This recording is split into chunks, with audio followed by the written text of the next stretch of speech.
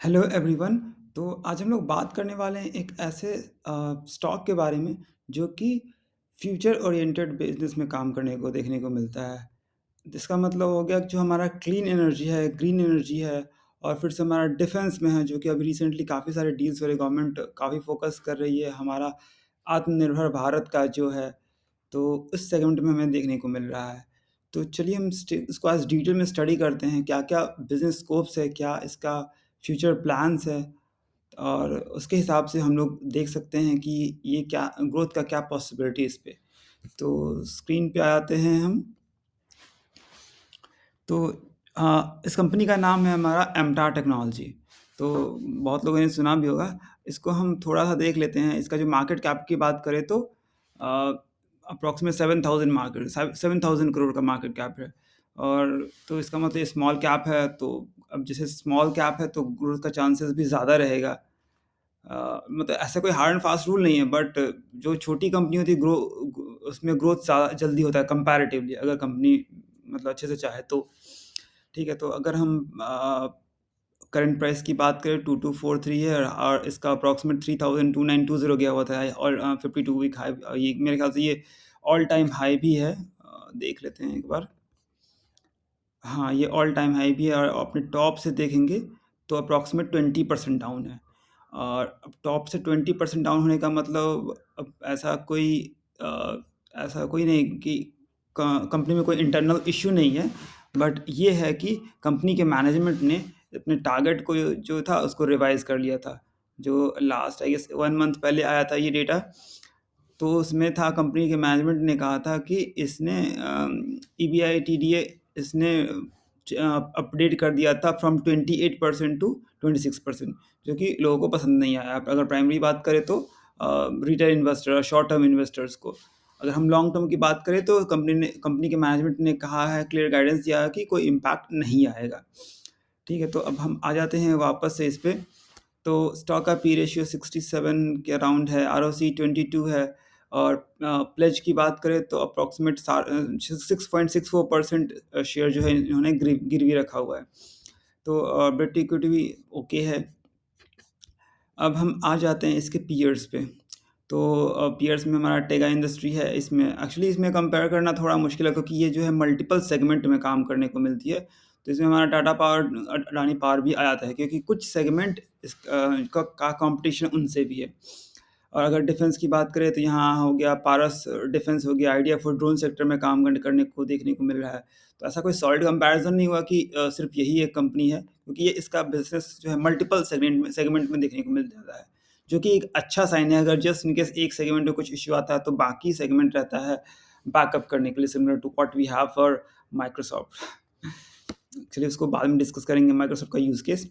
Okay, तो अब हम क्वार्टरली सेल्स की बात करें तो यहाँ पे लास्ट 3 इयर्स का डेटा है, तो 14 करोड़, 9 करोड़, 18 करोड़ फ्लक्चुएशंस है। ओवर टाइम इंक्रीज़ हो रहा है। अगर हम ईयरली कंपैरिजन करें तो हमें बेटर इंसाइट मिलेगा।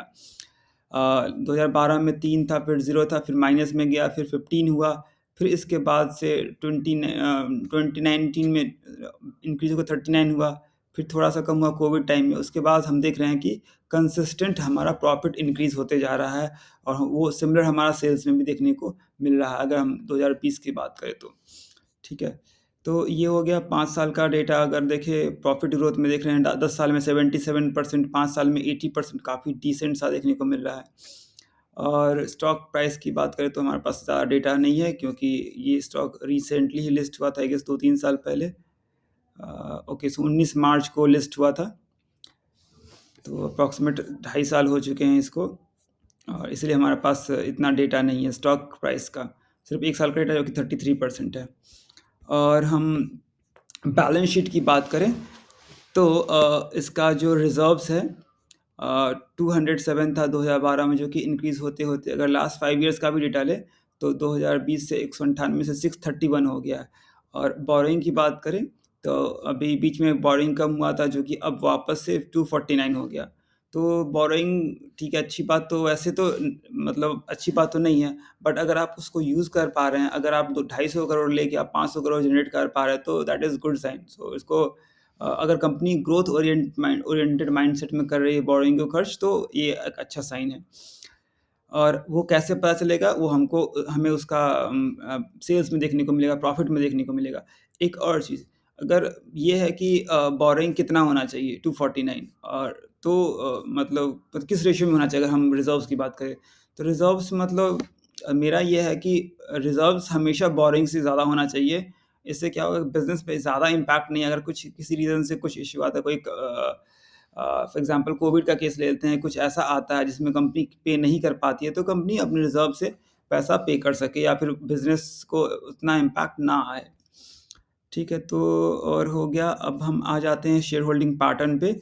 तो प्रमोटर्स ने 40% रखा हुआ है, और 32%, 33% अप्रॉक्सिमेट एफआईडीआई ने रखा हुआ है, और बाकी के पब्लिक के पास है 28% है।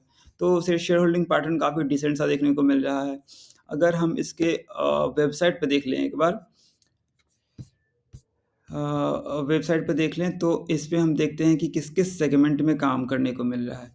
तो यहाँ पे हम देख रहे हैं सिविलियन न्यूक्लियर पावर हो गया, ठीक है? सिविलियन न्यूक्लियर पावर हो गया, दूसरा हो गया स्पेस हो गया, स्पेस टेक्नोलॉजी हो गया, और क्या है हमारा डिफेंस एंड एयरोस्पेस हो गया, और हमारा ball screws and roller screws हो गया, और हमारा क्लीन एनर्जी हो गया, और अदर सेगमेंट में हमारा मरीन हो गया।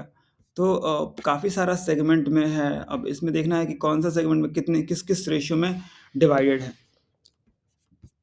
ओके, तो हम आ जाते हैं इस पे, इसके रिपोर्ट पे आते हैं, तो हम इसका Q2 का पीपीटी ओपन कर लेते हैं।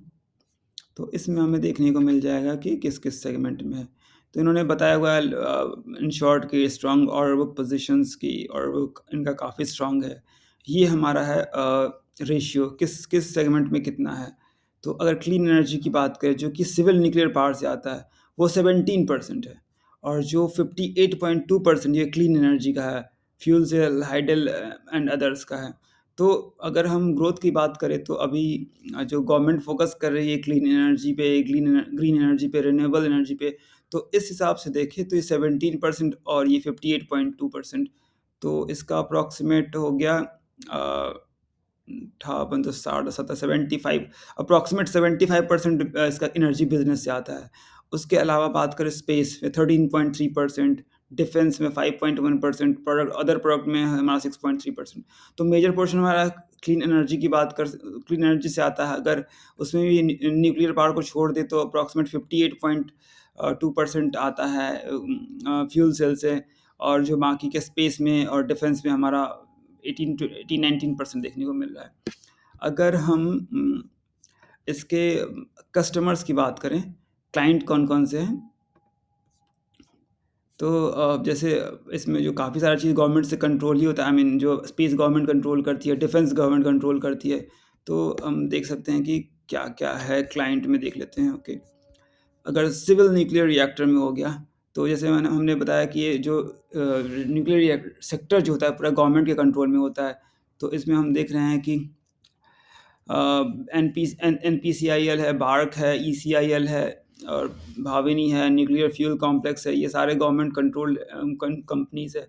अगर वही हम स्पेस एंड एयरोस्पेस की बात करें, तो हमारा इसरो हो गया, और ये थेल्स हमारा फ्रेंच बेस्ड कंपनी है, रफ़ाल हो गया, टाटा हो गया, कोलिन एयरोस्पेस, थेल्स एलिनिया हो गया।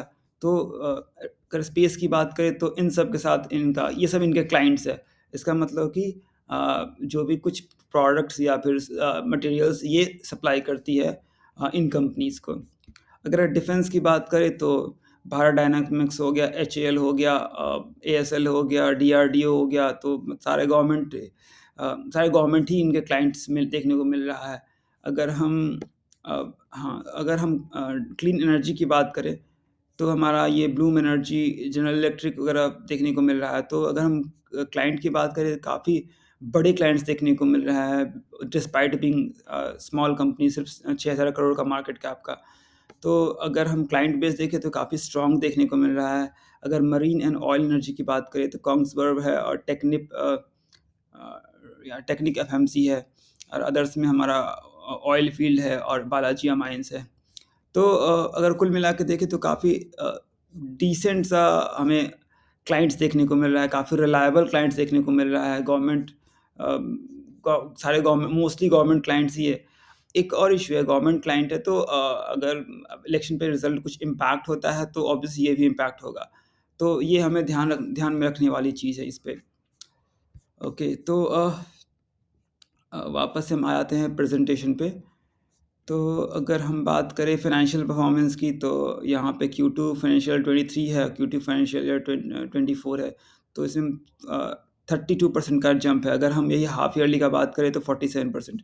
ग्रॉस प्रॉफिट की बात करें तो 11% है और जो कि हाफ ईयरली की बात करें तो 22% है। और सिमिलर जो भी हमारा इम्पैक्ट होगा तो वहाँ हमारा देखने को मिल जाएगा।